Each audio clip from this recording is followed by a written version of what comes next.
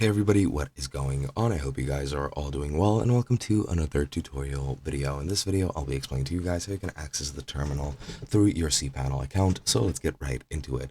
Now, as you see, I'm using the cPanel documentation on this. This is a support topic, which you can freely access yourself if you want to. I don't have a cPanel site, so this is what I need to use. So let's get right into it. Now, as you can see, there are only 5 steps, which are very simple and easy to follow.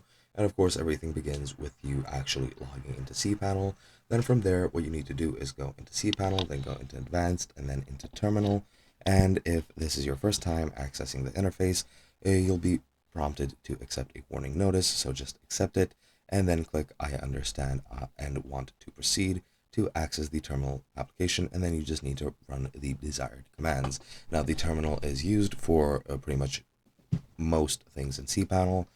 You can run commands to troubleshoot your site if you're having any problems. You can use it to install any additions to your site if they are needed for your site to function correctly, and so on and so forth. The uses are numerous, and I don't have the time to list all of them. I'm pretty sure I don't even know all of them.